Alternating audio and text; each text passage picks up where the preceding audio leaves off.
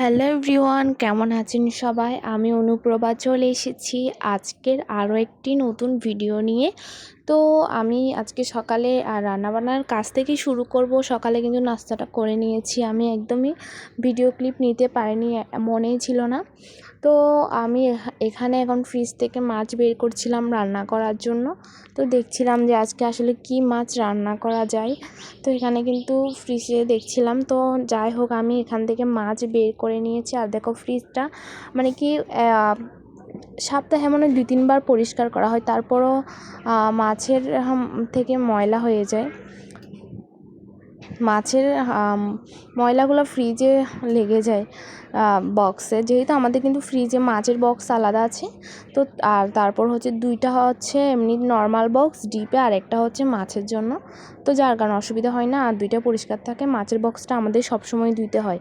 তো এরপর এদিকে দেখো চস আছে এখানে সংরক্ষণ করা আছে ফ্রিজে। এরপর আমি মাছগুলো ভালোভাবে আমার শাশুড়ি মা কেটে দিয়েছে, ধুয়ে দিয়েছে। এরপর আমি এখন রান্না করার জন্য চলে এসেছি। এখানে হলুদ লবণ খুব ভালোভাবে মেখে রেখেছি মাছগুলোর। আর মাছের নাম আমি জানি না, তবে কিন্তু খেতে কিন্তু অসাধারণ টেস্ট। তো এখন আমি এগুলো খুব ভালোভাবে একটু ভেজে নেব। আর মাছ তো ভেজে একদম কড়া করে ভেজে তারপরে হচ্ছে রান্না করতে আমার ভালো লাগে। তো এখন আমি এখানে আস্তে আস্তে সবগুলো মাছই ভেজে নেব। আর তোমাদের কার কার কীরকম করে মাছ রান্না করে খেতে ভালো লাগে অবশ্যই জানিও। তো এখন দেখো, মাছগুলো আমি কিন্তু খুব ভালোভাবে ভেজে নিচ্ছি। আর এখন প্যানে বসিয়ে দিয়েছি, কারণ হচ্ছে প্যানে ভাজলে অনেকগুলো একসাথে ভাজা হয়ে যাবে। আর আমার প্যানে মাছ ভাজতে একটু সুবিধা। আর যেহেতু এখানে অনেকগুলোই মাছের পিস রয়েছে, তো তার কারণে কিন্তু আমি এখানে ভাবলাম যে প্যানে বসিয়ে দিই, তাহলে কিন্তু তাড়াতাড়ি করে ভাজা হয়ে যাবে। তো দেখো, আর ফাইনালি কিন্তু আমার কিন্তু খুবই ভালো লাগে প্যানে রান্না করতে। তো আমি এদিকে কিন্তু মাছগুলো ভালোভাবে ভাজি করে নিচ্ছি। আসলে কি বলবো, চ্যানেলের অবস্থা যে খুব খারাপ। আর তোমরা যারা যারা আমার ভিডিও দেখো, অবশ্যই প্রতিবারের মতো আমার রিকোয়েস্টটা করে নিচ্ছি, লাইক দিয়ে আমার ভিডিও সাথে থেকো, পুরো ভিডিও কন্টিনিউ করো। তো ওটাই হচ্ছে আমার আজকের রিকোয়েস্ট তোমাদেরকে। আর এত চেষ্টা করি, তারপরে চ্যানেলকে কোনোভাবে গ্রো করাতে পারছি না। তারপরে কিন্তু হাল ছেড়ে দিইনি, চেষ্টা করে যাচ্ছি। আসলে কিন্তু সবাইকে কিন্তু চেষ্টাটা করে যেতে হবে, ধৈর্য হারালে হবে না, ধৈর্য ধরে কাজ করে যেতে হবে। উপরওয়ালা আছে, কোনো না একদিন তোমাদের নিশ্চয়ই সহায় হবে। যেভাবে হোক তোমরা অবশ্যই ধৈর্য ধরে কাজ করে যাও। তো আমিও কিন্তু ওভাবে ধৈর্য ধরে কাজ করে যাচ্ছি। আর এই ভিডিওটা কিন্তু দিই কিন্তু আমি ভালো লাগা থেকে, যে আমার ভিডিও দিতে ভালো লাগে, আমি ওইটা থেকে কিন্তু ভিডিওটা দিই। তোমরাও কিন্তু ওঠা ভেবে ভিডিওটা দিও যে আমি ভিডিও ভালো লাগে তাই ভিডিও আপলোড করি। তো দেখবে কোনো না একদিন তোমার সফলতা অর্জন করবেই। তা আমিও চেষ্টা করি, আমার ভালো লাগে ভিডিও বানাতে, আমি ভিডিওগুলো আপলোড করি। তারপর হচ্ছে তোমাদের জন্য সুন্দরভাবে চেষ্টা করি ভিডিও বানানোর। তো এদিকে দেখো, আমার মাছগুলো ভাজা কমপ্লিট হয়ে গিয়েছে। এরপর পেঁয়াজ ভেজে এখানে মশলাগুলো এখন কষিয়ে নিচ্ছি। আর মশলা কষানোর সময় কিন্তু দারুণ ফ্লেভার আসছিলো। এখানে আমি আদা বাটা, রসুন বাটা, তারপর হচ্ছে গোলমরিচ, পেঁয়াজ বাটা, জিরা বাটা সব কিছুই দিয়েছি। তার কারণে কিন্তু মশলাটা কিন্তু খুব সুন্দরভাবে কষানো হচ্ছে, আর ঘ্রাণটাও কিন্তু খুব সুন্দর আসে। তো এখানে দেখো, আজকে একটু ঝোল রাখবো, মাছের ঝোল। তো তার জন্য এখানে আজকে আমি অনেকটাই পরিমাণ ঝোল দিয়েছি। এরপর হচ্ছে টমেটোও দিয়ে দিয়েছি। তো আমার মাছের দেখো ফাইনাল লুক খুব ভালো হয়েছিল কিন্তু খেতে।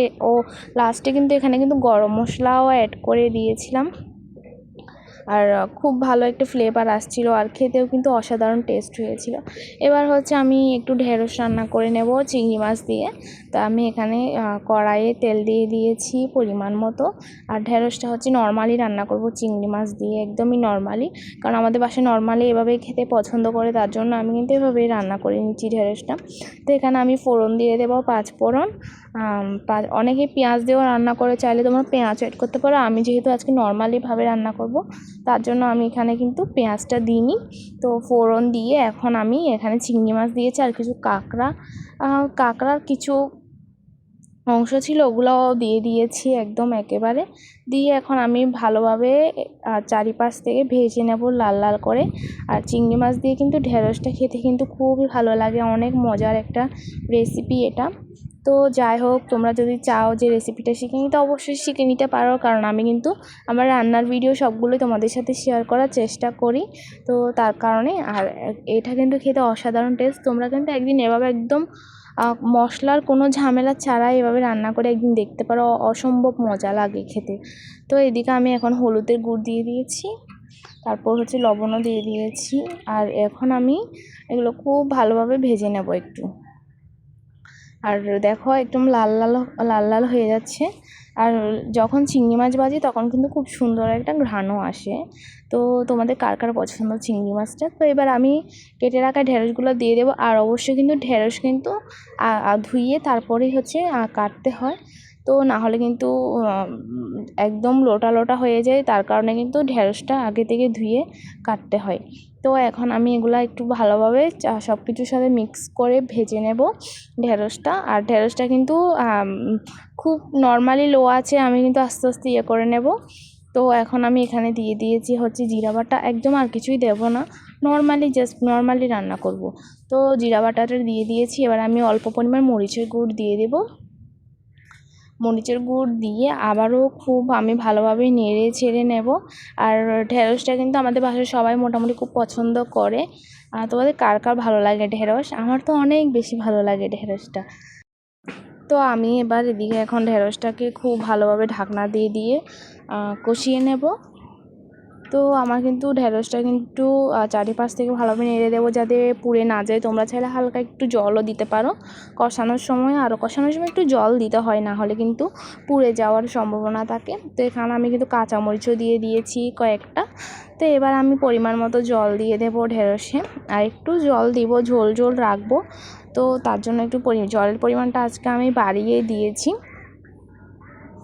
তো আর হচ্ছে এখন আমি এগুলাকে আবারও ভালোভাবে জল দিয়ে ঢাকনা দিয়ে সিদ্ধ করে নেব। কারণ ঢেঁড়সটা যেহেতু ভালোভাবে একটু নরম হতে হবে, তার জন্য এটা কিন্তু একটু সিদ্ধ করে নিতে হয় ভালোভাবে। ঢেঁড়সটা একটু সিদ্ধ হতে হয়, আর ঢেঁড়স সিদ্ধ হতে কিন্তু অতটা সময় লাগে না। তোমরা জাস্ট নর্মালি এভাবে কিন্তু একদিন বাসায় করে খেতে পারো, অসম্ভব টেস্ট লাগে খেতে। তো এখন আমি আবারও ঢাকনা দিয়ে দেব। তো কিছুক্ষণ পর দেখো আমার ঢেঁড়সের ফাইনাল লুক কেমন হয়েছে। আর একদমই দেখো কম তেলে, কোনো মশলা ছাড়া এটা একটা হেলদি খাবার। এটা হচ্ছে অসুস্থ রোগীদের জন্য এটা অনেক ভালো। একদমই আমি কম তেলে, একদম কোনো মশলা ছাড়াই আমি এটা রান্না করেছি। এরপর বিকালের দিকে দেখো পাকা আমের ভর্তা খেয়েছিলাম, এটা এত বেশি টেস্ট হয়েছিল বলার বাইরে। আর এখন যেহেতু আমের সিজন চলে এসেছে, তাহলে তোমরা অবশ্যই প্রতিদিন আমার ভিডিওতে খালি আম ভর্তাই দেখতে পাবে, কারণ আমাদের বাসায় সবসময়ই বানানো হয় আম ভর্তাটা, আম জিনিসটা সবসময় আনা হয়। তো এরপর বিকালে সন্ধ্যার দিকে আমি হচ্ছে একটু চানাচুর খাচ্ছিলাম সাথে কার্টুন দেখে দেখে। তোমরা কে কে কাজটা করো?